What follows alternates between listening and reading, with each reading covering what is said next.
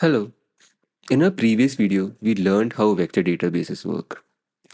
In this video, we'll introduce you to Pinecone, which is a vector database which is available right now, and it is pretty good. There are several other options too, vector databases, but this is one of the best to learn too. All right, but Pinecone is something which is used by a lot of companies like Microsoft and Notion currently, and it's pretty good. Even Cisco uses it, and yeah, as you can see here, there's like a 51 ms latency. That means that it takes like 50,000, like 50 by 1000, like 50 milliseconds, right, to retrieve data from this model. They've used this model uh, for this 51, but as you can see, even MNIST or like a Falcon web data, which is like pretty big, still takes less than a second. All of these let's take less than a second, and that's pretty good for latency. And the only issue here is that there is a small drop in recall. So you are trading accuracy for speed, but not so much either, because this speed is very, very good, and recall of 96% is excellent. Yeah, and this 4% doesn't matter too much. But yeah, of course, it's not 100% accurate thing with vector databases, but you can work around that. And 96% recall is really good. That means that you can repeat the same answers and then you should get the same answers back. It's all right. Yep. So let's move into a notebook. So if we want to use Pinecone, first we'll need an API, right? So let's just um, go to the Pinecone website and then go to you have to log in there. You go to login and then you go to API keys. And if you don't know what an API key is, it's just application programming interface.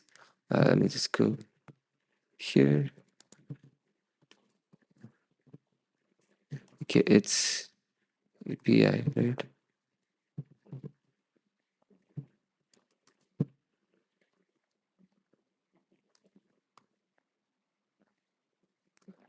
And it's not something very fancy. It's just so that you have, let's say, you have a code base. Okay, you have some code you're doing, and there are some providers on the internet. Maybe they have their own servers, and they have some code running too, but they're just providing a service. And let's say if you want to use a chat GPT API, for example, and but you don't want to run the whole model with yourself, right? I mean, in your own code, in your own hardware, because ChatGPT is running on OpenAI servers. So you can probably have an API call to ChatGPT and ask something, or like you pass something, and this API call goes to the server, and then you get the program in the server gets a message. It then sends back the reply, and then we can just use that in our program, right? So it's just like a plug and play thing for other software which you use in your own programming. There are several other things. Maybe if it is to, maybe you can even create an API to capitalize all letters in a document, and still you'll just call the API with your document and it just goes there, it processes it, sends it back. An API can exist for anything. So even for Pinecone, you will need an API to use their database. So I already have an API here, so I'll just directly use that below. Mm, Just before that, we'll need to install Pinecone client and also sentence transformers. We'll get to sentence transformers later, and also datasets so that we can just use a dataset. And what we're trying to do here is a semantic search with Pinecone. Okay, and we'll be using the Quora dataset. Okay, Quora questions.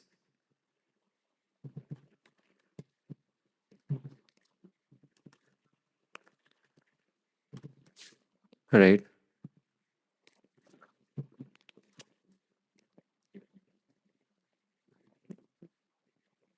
All right. So earlier in our videos, we talked about an embedding, how things which are similar to each other are mapped together.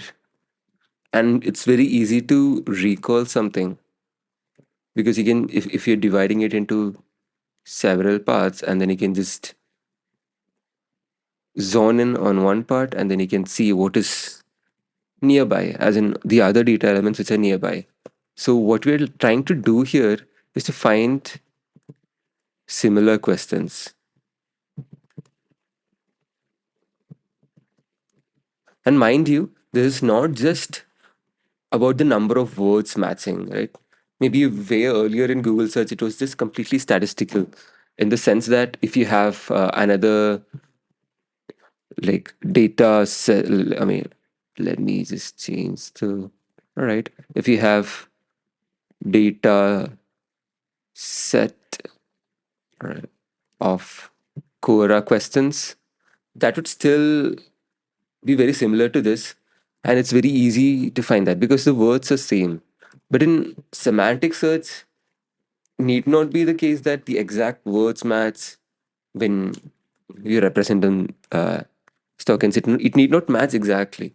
It can have some kind of a similarity semantically with that means that with the context. All right. So we are finding similar questions semantically so that let's say if you have asked some question on Quora and somebody else has also asked the same question, one thing is you might want to find related questions nearby, and another thing is you might want to remove redundant questions. If it's very redundant, we just want to remove it. There are several use cases of this. So here what we're doing is we're just taking the questions dataset and then we are going to embed that and then we are going to send it to a Pinecone database, right? And then we'll try to retrieve something from that. We'll try to do this entire thing. So we'll first load the dataset, we'll embed it, we'll, sorry. And instead of embedding, you can just call it as indexing. Just index the dataset, right? And then we'll just try to get something back from the data. We'll just query the database. Okay, so let's go back here. So we'll install the client, right? Let me,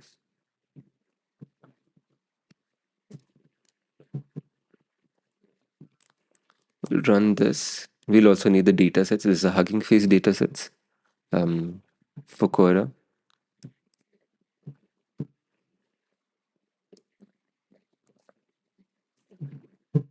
Let's install both of that. And when we are adding it to Pinecone, we'll need it into a format of ID, vector, and metadata. Here, here ID is just anything like maybe like 0, 1, 2, etc. And vector here is our embedding. So if we have some data, like I told, we need a long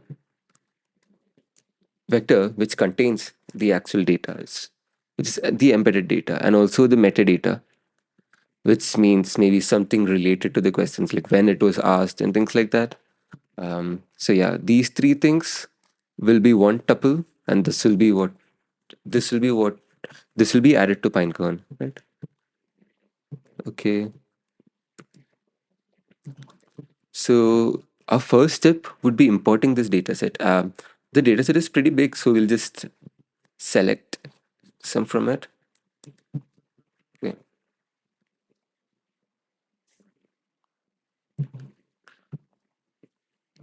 All right, we have 50,000 rows.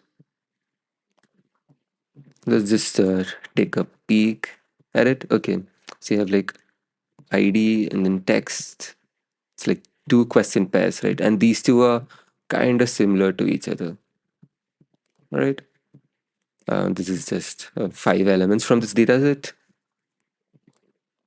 Okay, now we'll just add all of the questions into a questions data set because we don't care about the duplicates really in our use case. So we'll just add that. Okay. So we have 88,919 total because 50,000 into 2 and then we just remove some. Um, okay. Now we have our data set kind of pre-processed and ready. And we'll now have to build the embeddings and also upsert. Upsert just means that you're updating and inserting together. It's just a word for that. Okay. So to embed, earlier we said that we can use several kinds of models like word embedding models, word to vec, etc. We can even use transformers. We didn't go into depth in the last video, but here what we're using is a mini L6 central transformer model, which is available on Hugging Face for direct use. So this is that model. It and one of the main use cases for this model is to find semantically similar sentences. There are several other uses too. Um, and it's a sentence transformer. It just means that it maps sentences and paragraphs to a vector space. So 384 dimensional vector space in this case. That's what this model does. I hope you know what transformers mean, what vectors mean, and all of that. If not, you can just go back. I have an entire series and a course on transformers. You can watch that and then come back. If not, let me just quickly go to the board again. All right. So this is the architecture here. We have a sentence pair and we feed it in and we have a BERT model, which is again a transform model, right? Which is an encoder based transform model. And contrasting is, let's say, GPT, which is a decoder based. It's mainly used for generation, right? Generation of any text content. And BERT, on the other hand, is used for translation tasks, etc. It is giving a lot of importance to the encoder here. All right. So we'll just yeah, let's take a look at BERT. So we have all the words passed into it, and we have an encoder, and we have a classification layer and some more processing, and then we have um, just the embeddings what we get on the outside, and we have another feed forward neural network here, and then we have a similarity score. So this is, and once you run through this model, and it will have an understanding of similar sentences together because that is what this model is optimized on, right? Like even in earlier videos, uh, let's say, can I do this, right? And what word comes next? It can be something like today, now, tomorrow, things like that, right? It can have a lot of words which mean some sort of time, right? Now, tomorrow, today, later, maybe even later, that also works. The thing is, in when you train a model to predict what word comes next, it predicts all of these, like each of these words are represented by a series of numbers, right? Like all of these words are represented by a series of numbers. So we're trying to, in effect, predict these numbers. And when in some context that we have similar words, that means that they might have some kind of embeddings which are similar too.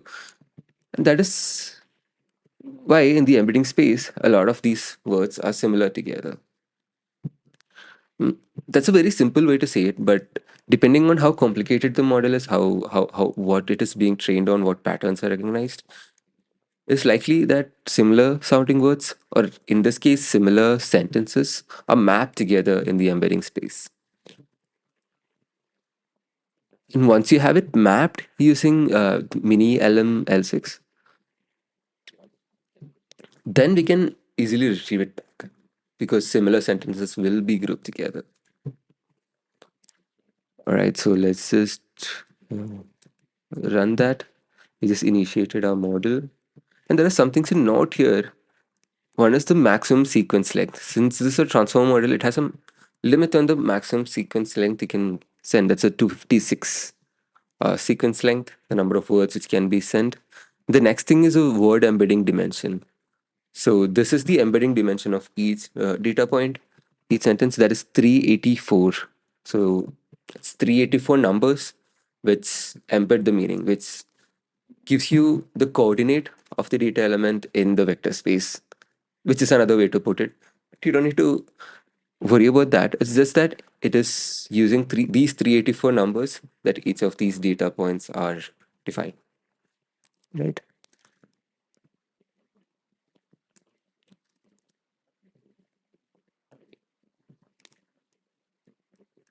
And the another thing is the similarity score we'll be using is cosine similarity, but we can also use dot product and other similarity measures. And here, cos and dot product is kind of the same if we use it, as we are using cosine similarity. In our previous video, we discussed about what similarity scores we can use, but here we're just using cosine similarity.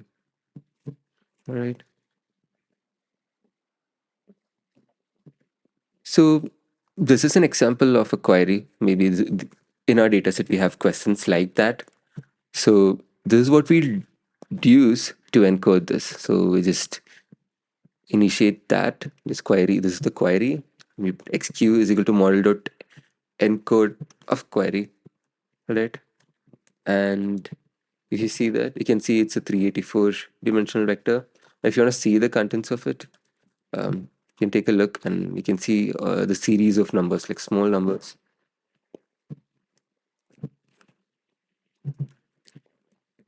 Okay, now we have a 384 dimensional embedding, right? And now we have this, we can add this data element to Pinecone. Okay, so earlier we talked about how we have to send it. We need an ID, we have a metadata, and also our vector, which is our 384 dimensional vector. Here, the embedding. So yeah, we'll just do that. Yeah, and now that's prepared. Now we have to create an index. Okay, now this data is set to be absorted, but before that we'll have to create an index. Um, and here we will need the API key. So earlier I showed you that you can just go to Pinecone, go to API keys in your profile, then you can just grab one, or even in this notebook you can just directly connect it to, like you can just log in. Let me just run that. Okay, that's it. You have your API key set. Uh, And here you can also choose your environment, what cloud you're using, what region you're using. Here, when you learn, you can just set it as default, but otherwise, depending on your latency and performance, you can choose other servers. Just run that too. Okay, we'll just name our index, just call it Semantic Search. Okay, now this is the block which actually creates the index, and then here you have this is 384, right, which is directly getting it here. We can give it as 384 too, and we're using cosine similarity measure, right? Let's just run. Okay,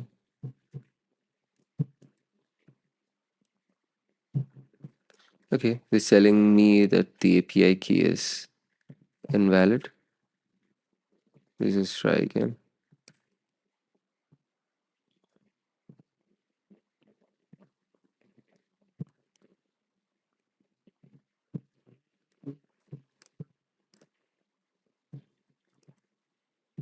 Just delete this API key after this.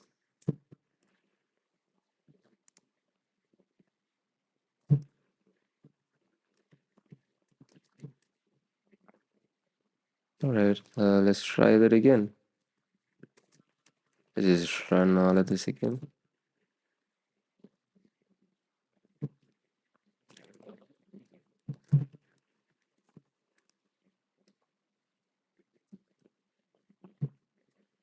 Okay, that's done.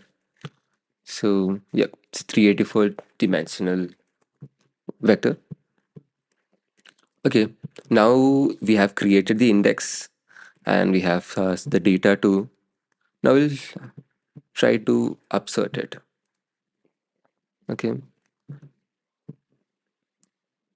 so you've defined a batch size of 128 so that 128 is processed at the same time,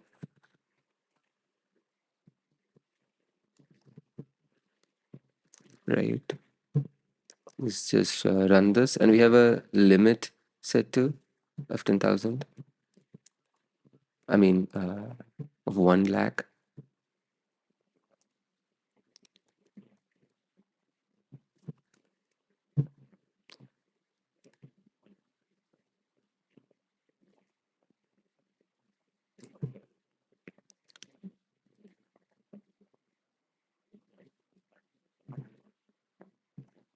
All right,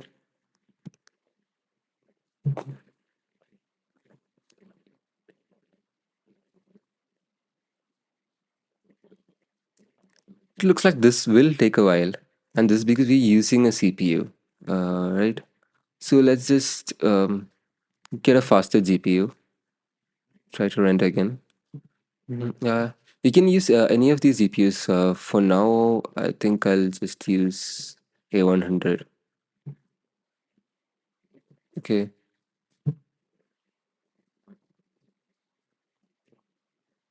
I think we'll have to run everything from the start.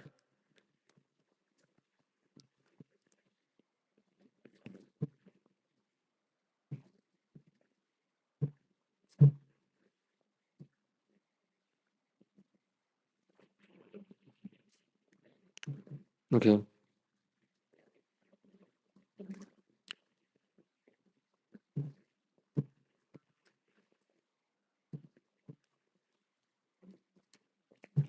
It is running again.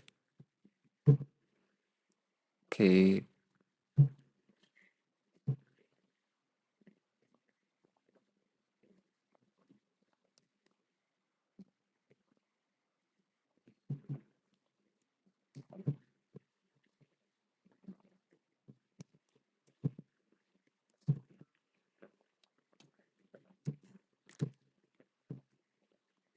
All right. Let's just run again. I didn't read that.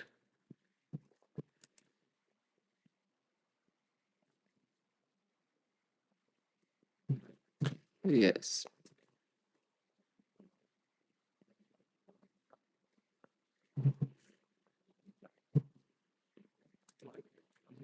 Just run all of these again.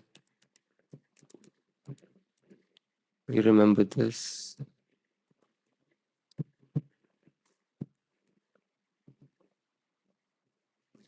This too.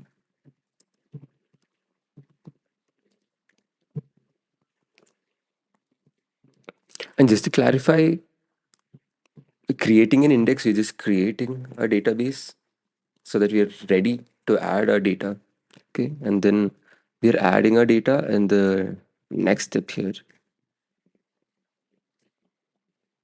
Okay. So initialized, add here. The main reason it's taking a lot of time is because we're using the transformer model to create all of those vector embeddings, right? And that is going to take a bit. Since even the data set is not very small, we have, I think, 88,000. I mean, we took 50,000 pairs and we removed. So I think we had around 88,000. It's embedding all of that. Okay, this time around it's faster.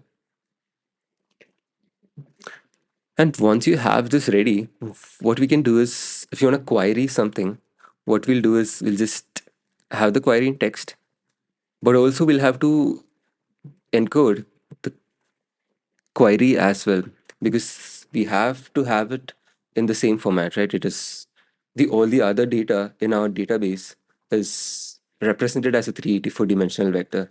So we'll have to do that here too. We'll just encode it, and now we can query using that, right?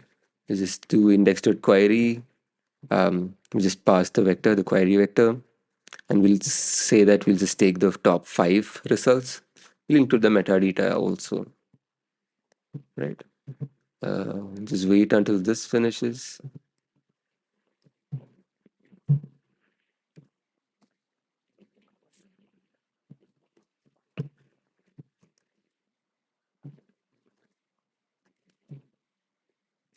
This is what we just did. We had the, let me just, we had the Quora data, the question pairs. We just put it into the embedding model, which was a mini LM. And then this is what we're doing now. We just absorting it into the Pinecone vector database. And finally, we'll be able to search it. Let's go back here. It's still taking around 6 minutes.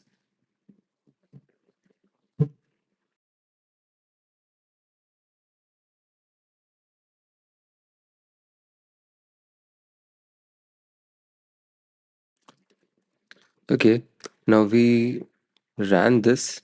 You can see here we're just using a batch size of 128 here when we are upserting the data into the database. So it's done in chunks of 128. We'll set a limit of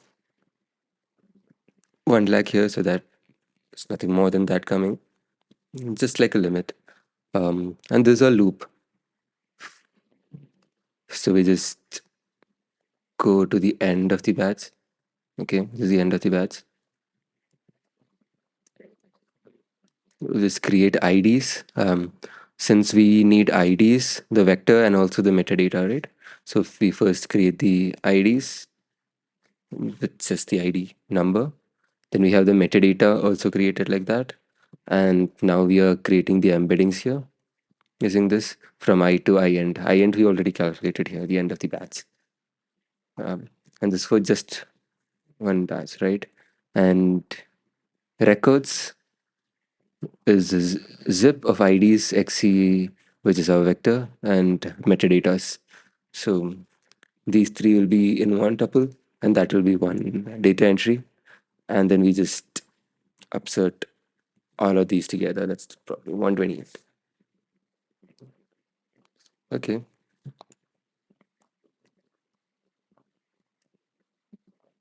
We have a total of 89,815 vectors. Each of them are 384. Now let's try to make a query. So let's, this is a query.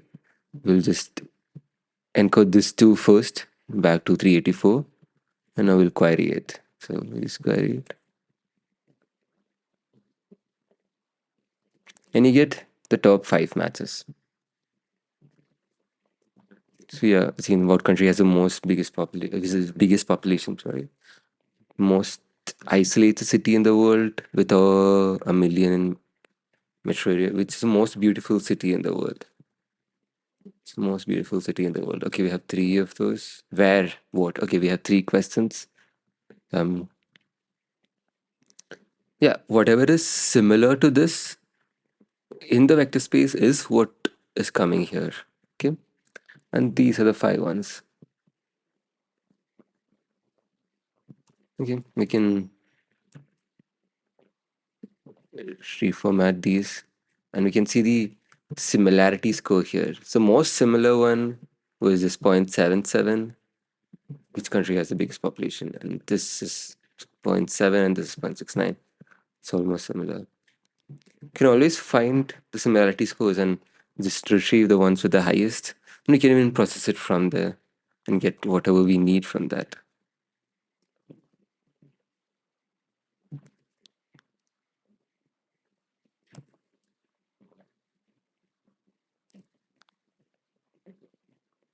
We'll try to use another query and see if it slightly gets better. Like we didn't use city here, right? Maybe in a statistical based search or something like that, they just compare this. So we had like city in the world and things like that, which is like quite similar to it. Like it's literally the same. But what if we use metropolis, right? We still get something like city. It's because it's semantically similar, and that's why it's a semantic search. And it's one of the advantages of uh, a database like Pinecone. And this is especially useful in applications like ChatGPT, etc., where you want to augment it with a lot of external data, and you cannot just ask it to just go and search for it, like the words or something like that. But if it's like very streamlined, using something like a vector database, the latency is also so fast that you get the data so you can get the query, you can ask the query so fast, get the answer back so fast.